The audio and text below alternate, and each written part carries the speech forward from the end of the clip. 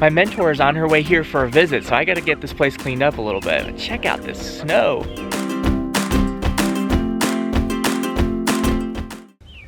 Are you trying to catch snow? Yes, I am. Are you getting any? No. I caught one. How was it? Good. Well, I say it's good.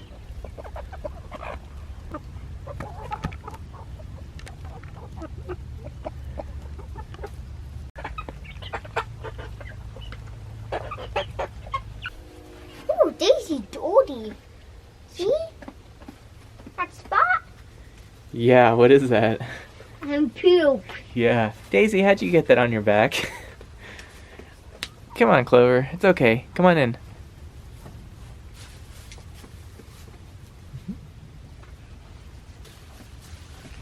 Oh. Hi, Daisy. Hello.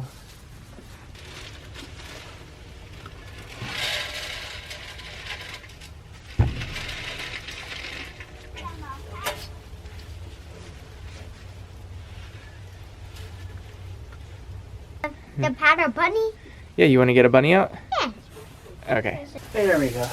Oh. I got her. Oh, wait.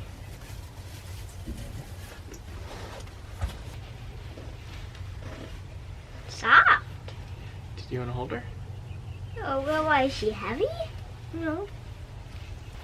Do you want to hold her? No, that one. You can hold her. Okay. Do you want to name her? Maybe. Hug a bunny. Maybe something else. That's silly. How about bunny rabbit? Do you want to put her back in now? Yes. All right. There you go, sweetheart. Go back in there. I had to bring the camera inside for a little bit. The snow was really picking up and getting wet and slushy, and I didn't want to ruin the new camera. But I spent the better part of the morning getting everything cleaned up here on the homestead. And now I have a pretty good haul to take to the dump. All right, little buddy, you ready to go to the dump? Yes, well, but I don't like going there.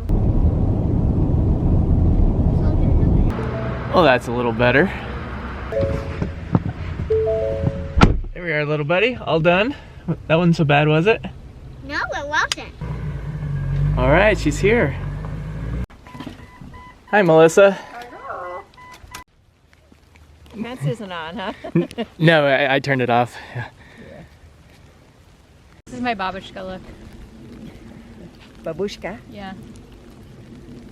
We had a really nice visit with my mentor. Her name is Melissa, and I was trying to get her to go on camera and introduce herself and talk to you guys, but she just wasn't feeling up to that today.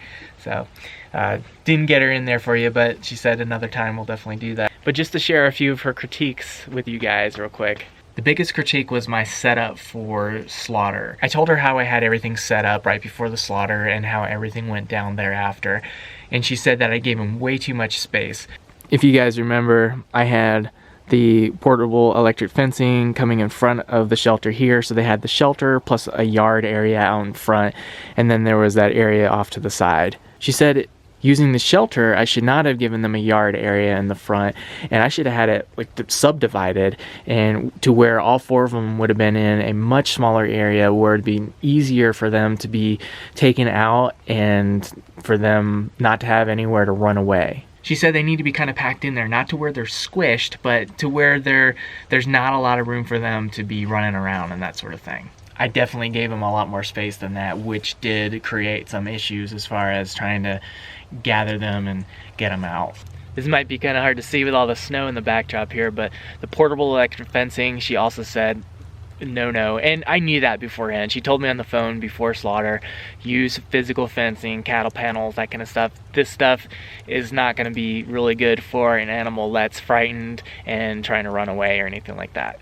Due to my circumstances, I wasn't able to set up a system like that this year, so I just threw this up, and we didn't have any issues this year with it, but it's certainly not best practice. Regarding the actual leading of the sheep to the slaughter, I told her about the bucket method that we've discussed in the past. She advised against trying to do that next time. Now again, just to give you perspective, Melissa, she runs a much larger operation.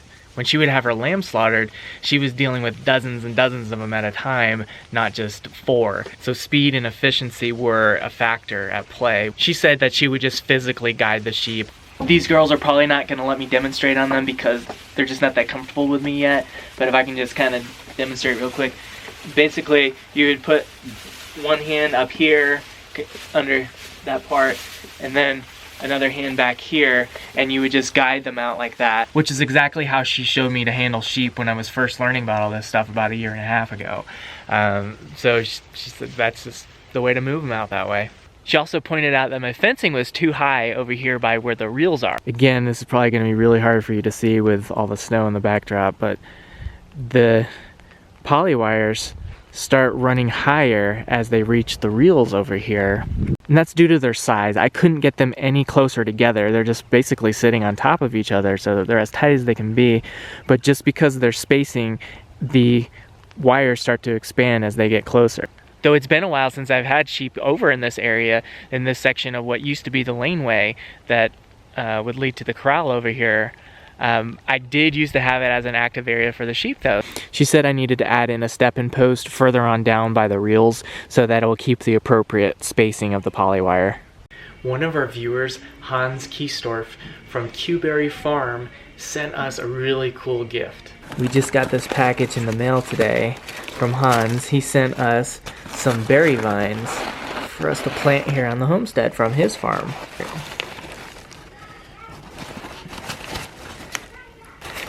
They're dried out just a little bit. Looks like we have several different root systems here. This is great. The only problem was, as you saw, it was snowing most of the day, and then we had our visitor in the afternoon, so I haven't had a chance to plant them today. Tomorrow there's a lot of rain in the forecast, no snow, so we'll see if we can find a window in which we can do it tomorrow and get them in the ground. But until then, I need to keep these roots moist. Hans said if I can't plant them right away, keep them moist, and if necessary, just go ahead and put them in a small planting pot just to buy me time until we can get it in the ground. I just poured a small amount of water over the roots, and you can see the water saturating through the paper there a little bit. That paper is gonna trap in some of that moisture, keep the roots moist. Just wrap that back up in there. Tomorrow we're either planting them in the ground or we're potting them. One or the other, we gotta get it done. Hans, thank you so much for that. We really appreciate the gift. That was really thoughtful and kind of you. Thank you.